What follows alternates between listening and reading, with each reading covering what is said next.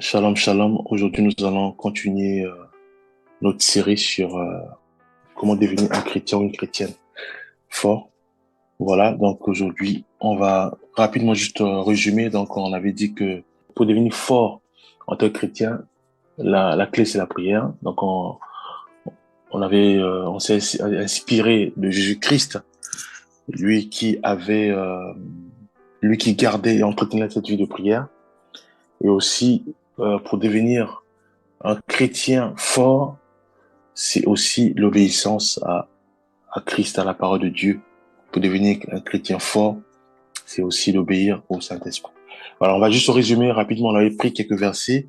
Donc, on va commencer par Hébreux 5, verset 7, où il a dit, c'est lui qui, dans les jours de sa chair, ayant présenté avec des grands cris et avec des larmes, des prières et des supplications, à celui qui pouvait le sauver de la mort, et ayant été exaucé à cause de sa piété.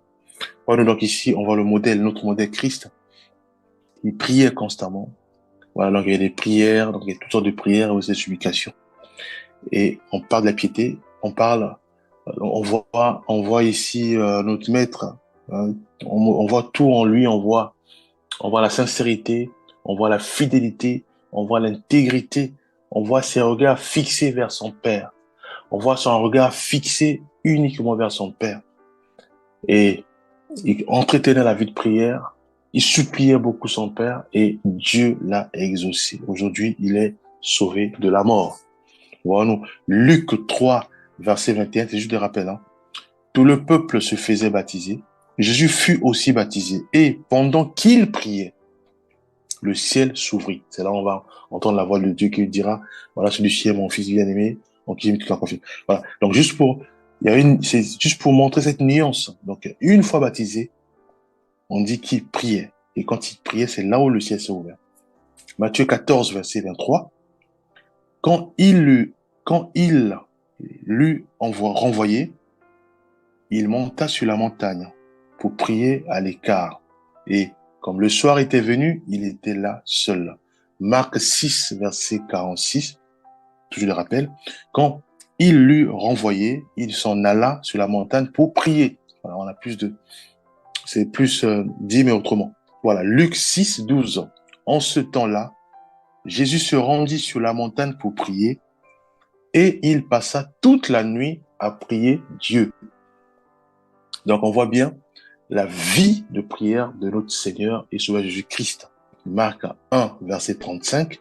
Vers le matin, pendant qu'il faisait encore très sombre, il se leva et sortit pour aller dans un lieu désert où il pria. Luc 5, verset 16. Et lui, il se retirait dans les déserts et pria. Voilà, nos bien-aimés, ici, on voit bien de façon euh, constante la vie de prière de notre Seigneur et Sauveur Jésus-Christ. Donc, je peux montrer que pour devenir un chrétien fort, une chrétienne forte, la clé, c'est la prière. Nous devons prier constamment, crier au Seigneur, prier constamment à l'Esprit Saint de Dieu pour qu'il puisse nous guider, nous donner les mots qu'il faut, de prier. Parce qu'en priant, je vous ai dit que quand on prie, il y a une force. C'est la force du Saint-Esprit qui inonde nos vies, de manière à nous empêcher de succomber à la tentation, de succomber à toutes sortes de désirs. Mais c'est vraiment une réalité. Quand on prie constamment, la puissance de cet esprit inonde nos vies, de manière à nous empêcher de succomber dans la tentation, à nous empêcher de tomber dans la folie, les disputes, de chamailles. C'est-à-dire que la vie de prière forge puissamment notre caractère spirituel, de manière vraiment à avoir nos regards fixés vers le Seigneur. C'est pour ça la clé, la prière va toujours revenir dans la clé. Pour devenir une chrétien forte, c'est la prière, mes bien-aimés. Nous devons prier. On sait tous que prier, c'est on rentre dans notre maison, voilà, on crie au Seigneur, on dit d'avoir cet esprit de nous guider, parce que c'est vrai que on connaît pas ce qu'il faut dire à notre Père. Et à ce moment, le Seigneur Dieu va commencer maintenant à nous guider. Voilà. Soit on loue le Seigneur, soit on l'adore, soit, voilà, on peut juste dire, voilà, je te rends grâce pour la journée, parce que pour la respiration, voilà. Je crois qu'on avait suivi aussi un puissant vous a enseigné par rapport à ça. Le fait de reconnaître les bienfaits de Dieu, hein, en l'adorant par rapport au ciel, le soleil, l'air qu'on respire, voilà. Donc il y a tout ça. Donc c'est ça la prière. Dialoguer avec le Seigneur, donc être reconnaissant. Après, ça peut aller très loin aussi, rendre grâce ou voilà, prier aussi pour pour la transformation de ma vie, de manière à ce que euh, mon corps, mon âme, mon esprit soient puissamment orientés vers Christ, être aussi conduit par le Saint-Esprit. Donc la prière, euh, elle est, elle est primordiale, elle est primordiale et c'est vraiment notre respiration. Voilà. Donc, si nous entretenons la vie de prière, mes bien-aimés, euh, il y a des choses où même nous allons voir qu'il y aura des choses où euh, qui peuvent nous arriver, hein, ça va être des tentations et autres, mais on sera même surpris de constater que ça nous affecte plus. Ça peut être les commérages ou pas mal de choses, voilà, où on entend, hein, on entend soit dans nos critiques, mais le fait d'entretenir la vie de prière, nous allons constater que cette folie-là ne pourra plus nous affecter, nous, parce que tellement que nous sommes remplis de cette vie de prière, nous sommes remplis euh, de la plénitude du Saint-Esprit qui conditionne notre vie, qui oriente nos vies, voilà, qui nous empêche à tomber dans la folie ou dans la tentation. Voilà, nous allons aussi prendre quelques versets, voilà, qui montrent que il est important, il est important de ne pas attrister le Saint-Esprit. Voilà, nous, parce que souvenons-nous les 10 vierges. Donc il y avait les 5 vierges sages et les cinq vierges folles. Et on sait tous que le dénominateur commun, c'était l'huile. Et on sait tous que l'huile, c'est le Saint-Esprit. Voilà. Donc, les 5 vierges folles, donc, ils maîtrisent bien la vie chrétienne.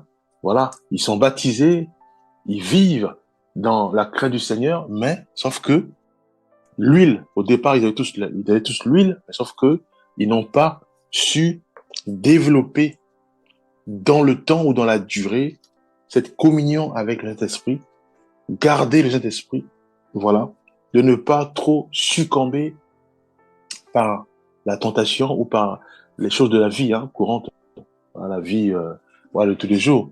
Voilà, nous. Donc, euh, mais par contre, les saintes vierges sages, elles sont restées, on va dire, le groupe des saintes vierges sages, ce sont des chrétiens qui sont restés intègres, fidèles au Seigneur, en entretenant bien sûr la vie spirituelle et en n'attristant pas le Saint-Esprit. Voilà, on sait tous que euh, si nous n'attristons pas le Saint-Esprit est avec nous, mais si nous l'attristons, il part. Donc, de toute façon, il y a des versets qui prouvent, on va aussi lire ça. Voilà. Donc, juste pour nous dire que le Saint-Esprit est aussi très capital, très important pour nous. Pourquoi? Parce que Jésus-Christ, même lui-même, il dira que euh, il est préférable que je m'en aille parce que, voilà, il est préférable que je m'en aille. Quand il va partir, à ce moment-là, il va prier le Père. Il va prier le Père pour que le consolateur nous soit relâché. Voilà, parce qu'il a vu cette importance. Il a vu l'impact. Il a vu l'importance de cet esprit. Cet esprit, c'est lui qui va euh, nous guider, nous orienter, voilà, nous aider, vraiment nous aider à marcher dans l'intégrité. Le Saint-Esprit va nous aider à prier. Le Seigneur Dieu va nous aider à nous tailler.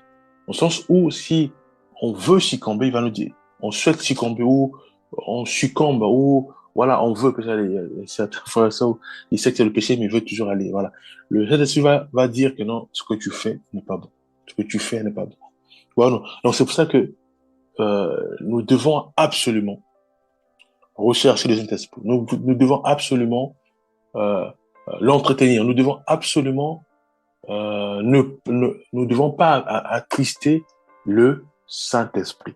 Parce que le Saint-Esprit, c'est important que nous puissions euh, il est important que nous soyons dépendants de cet esprit, car c'est lui qui va nous aider pour notre salut de l'âme, c'est lui qui va nous aider à prier, c'est lui qui va nous aider à ne pas succomber, voilà. Donc, voilà, prenons quand même quelques versets. Matthieu 4, verset 1, que nous connaissons tous. Alors, Jésus fut emmené par l'esprit dans le désert pour être tenté par le diable. Donc, cet esprit, c'est lui qui le pousse dans le jeûne de 40 jours. Et c'est aussi le Saint-Esprit qui veut aussi jauger comment je peux dire ça, ou tester Jésus-Christ. Et il le ramène vers le diable. Voilà, nous, pour être tenté.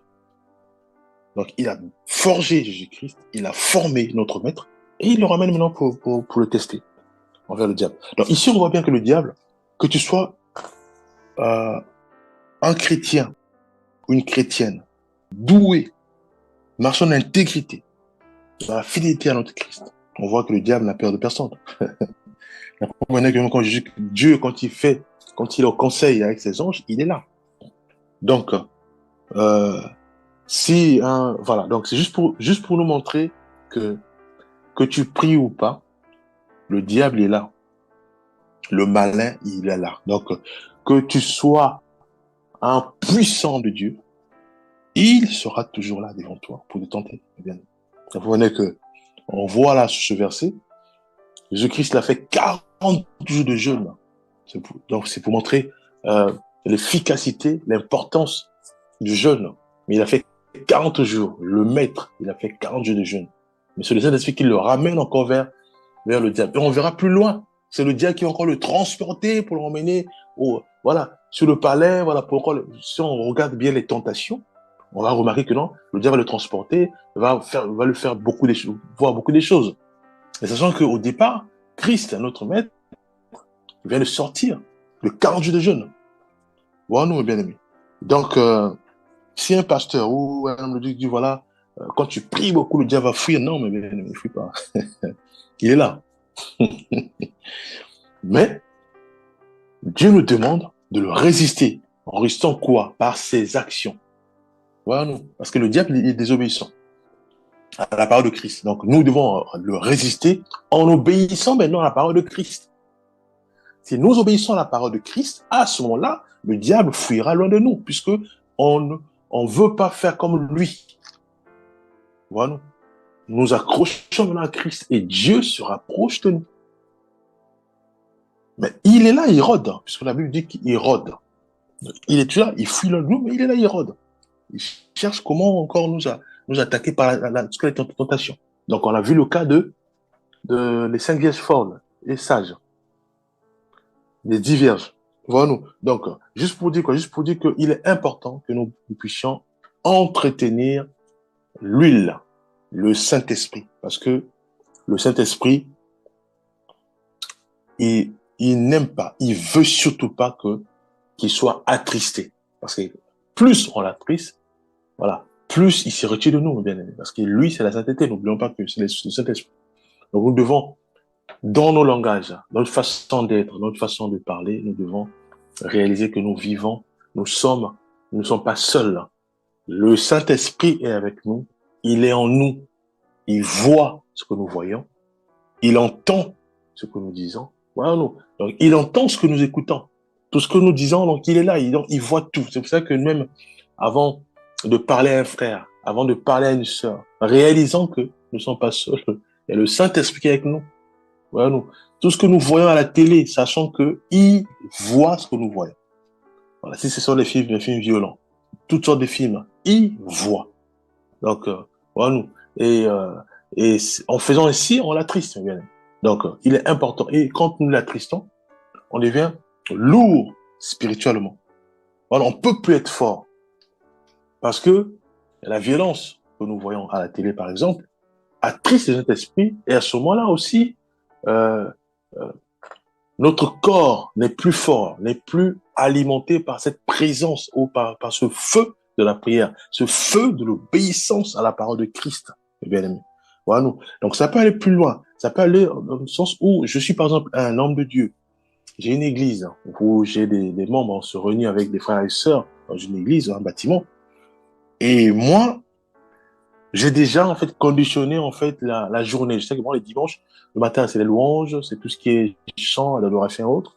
Et après, ce sont les offrandes, ça dépend, ou c'est la prière, après c'est les offrandes, ou c'est l'enseignement, pas les offrandes. Voilà, j'ai déjà conditionné comme ça. Donc ça veut dire que quand j'arrive et que je vois qu'il y a un changement, au lieu que ça soit des louanges, mais apparemment c'est des prières, et qu'il n'y a pas eu des offrandes, à ce moment-là, je m'énerve.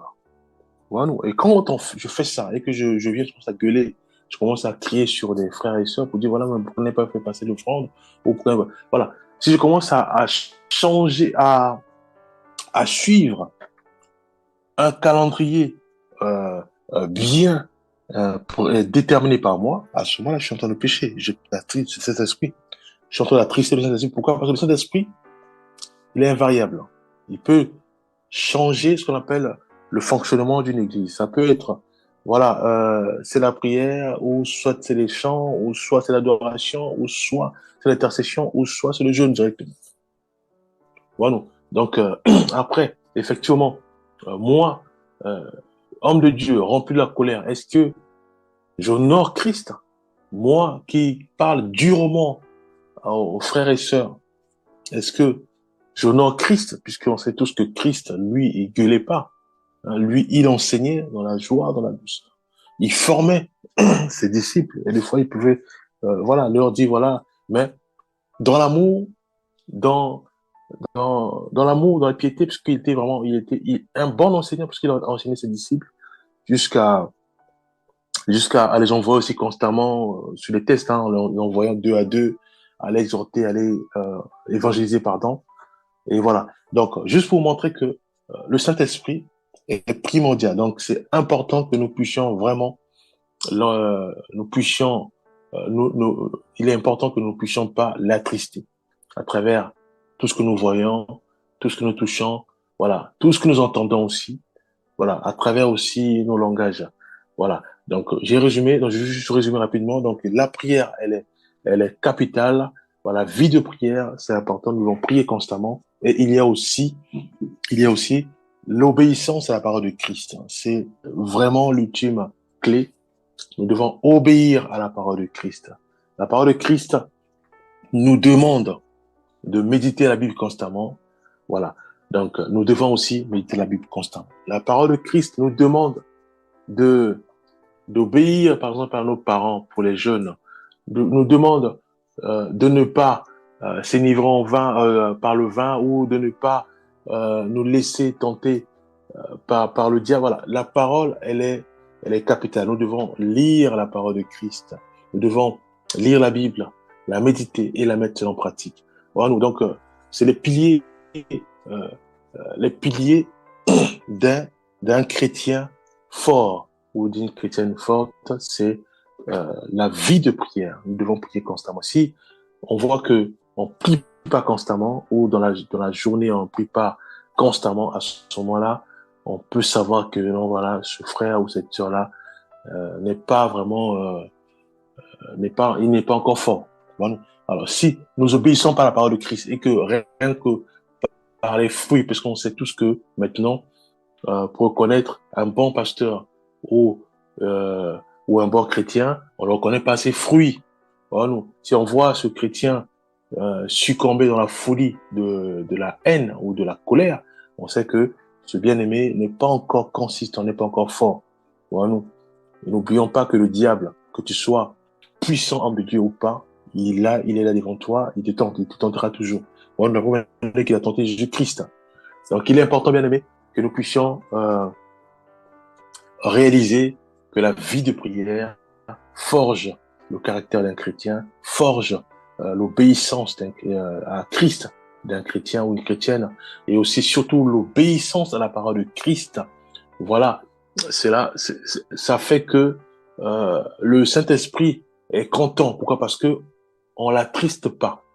Voilà, nous. Donc nous, on l'attriste pas. C'est pour cela il est important pour ceux et celles qui sont faibles, pour ceux et celles qui sont faibles, soit parce qu'ils voient, ils jouent trop aux jeux électroniques, hein, de violence, ou c'est des zombies, ou des gens, on voit un peu c'est par-ci, par-là, ou voilà, donc, ils succombent à tout moment, ça peut être là, en chamaille, ou ça peut être, voilà, toutes sortes de péchés. Alors, pour cela, la clé, c'est la prière. C'est aussi simple que ça. Seigneur, aide-moi, parce que j'ai tendance à m'énerver. Aide-moi. J'ai tendance à mentir. Aide-moi. J'ai tendance à tomber soit sur des films. Voilà. C'est la prière. Mais c'est quoi la prière? La prière, c'est pas que on vient le matin, on prie et c'est bon. Non. La prière, c'est ce qu'on appelle, il y a l'attitude de la prière. C'est-à-dire que quand tu pries, maintenant, tu dois réaliser que Christ te voit et tu es avec, tu marches avec le Saint-Esprit.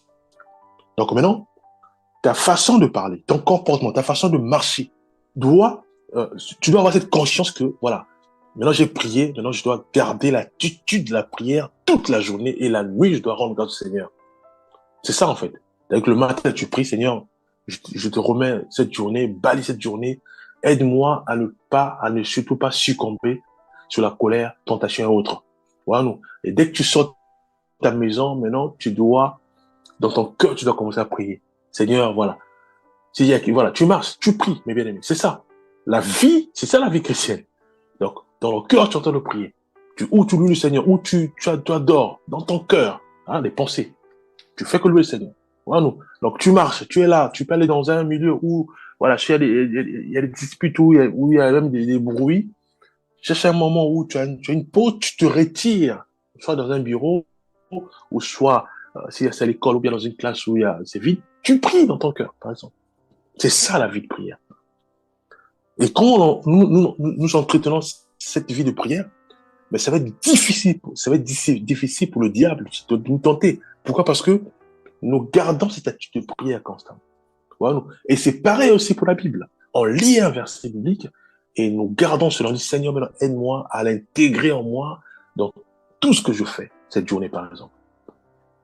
Voilà. On peut dire, voilà, on lit ou on dit, euh, euh, veille voilà, euh, tu seras jugé par ce que par ta parole et tu seras aussi condamné par ta parole. À ce moment, dit Seigneur, maintenant, tiens ma bouche afin que ce qui sortira de ma bouche, ça soit validé par le Saint-Esprit.